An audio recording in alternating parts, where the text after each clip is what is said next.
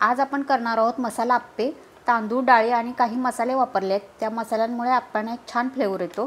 पीठ जर घट्ट झाले तर ते आप्पे घशाला दाटतात। करूया आपण सर्वांच्या आवडीचे मसाले आप्पे। तांदूळ 2 वाटी घेतलेले आहेत, कोणतेही तांदूळ चालतील।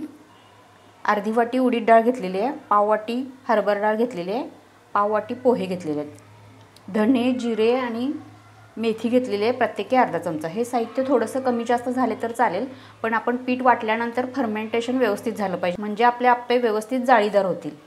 सर्व साहित्य 2 वेळा धुवून घेतलेले आहे। आता आपण हे भिजत ठेवूया। 4 ते 5 तासांसाठी भिजत ठेवायचे आहे। धणे जिरे घातलेत त्याच्यामुळे सुवास छान येतो आप्प्यांना। 5 तासानंतर सर्व डाळी, तांदूळ व्यवस्थित भिजलेले आहे। आपण पोहे घातलेले आहेत, पोहे घातल्यामुळे पीठ आंबण्यासाठी मदत होते आपल्याला।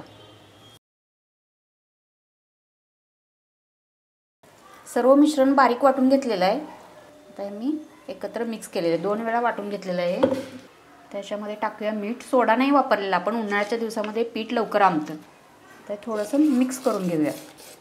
अशा पद्धतीने ठेवलेलं आहे। खूप जास्त घट्ट पण केलेलं नाही, खूप जास्त पातळ पण केलेलं नाही। आता हे 7 ते 8 तासांसाठी झाकून ठेवूया। पीठ बघा अगदी व्यवस्थित फर्मेंट झालेलं आहे। अर्ध पातेलं पीठ होतं, त्याचं पूर्ण पातेलं भरलेलं आहे। सर्व बबल दिसतात पीठाला। पीठ व्यवस्थित फर्मेंट झालं नसेल तर आप्पे चपटे होतात, म्हणून पीठ व्यवस्थित फुगवून घ्यायचं। तांदूळ डाळीचं प्रमाण थोडं कमी जास्त झालं तरी चालेल, पण पीठ व्यवस्थित आंबून घ्यायचं। आपले आप्पे जाळीदार होणार आहेत। तर आपण मसाले आप्पे करतोय, त्यासाठी टाकूया आपण याच्यामध्ये ओवा अर्धा चमचा, तीळ अर्धा चमचा आणि हिंग टाकूया। आता याच्यामध्ये जिरे आणि धणे वाटले गेलेले आहेत, त्याचा सुवास छान येतो। बाकीचे मसाल्यांचा पण सुवास त्याच्यामध्ये उतरतो। थोडंसं मिक्स करून घेऊया।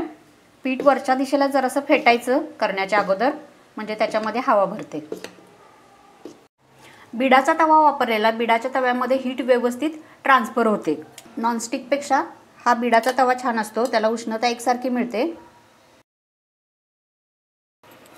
तर सुरुवातीला गॅस मोठा ठेवायचा, त्याच्यानंतर आप्पे शिजतात त्यावेळी गॅस बारीक करायचा।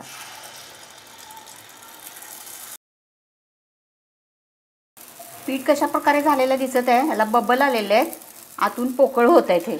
आता गॅस बारीक करते मी आणि झाकण ठेवूया, म्हणजे वरच्या दिशेला पण ते भाजले जातील। मस्त वरपर्यंत फुगलेले आहेत सगळे। आता हे आपण पलटून घेऊया। आता हीट व्यवस्थित असेल तर हे खालून असे लगेच सुटतात।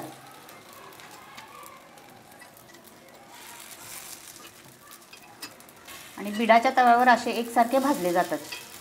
आतपर्यंत उष्णता मिळते, त्यामुळे आतपर्यंत भाजले जातात ते। पुन्हा झाकण ठेवून 1 मिनिटांसाठी खालच्या दिशेने भाजून घेऊया। दोन्ही बाजूने भाजलेले आहेत, काढून घेऊया।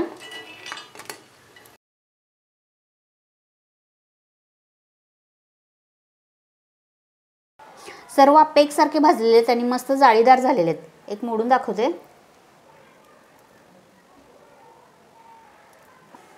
अगदी मऊसूत झालेले आहेत आणि बाहेरचं कवर कुरकुरीत झालेलं आहे।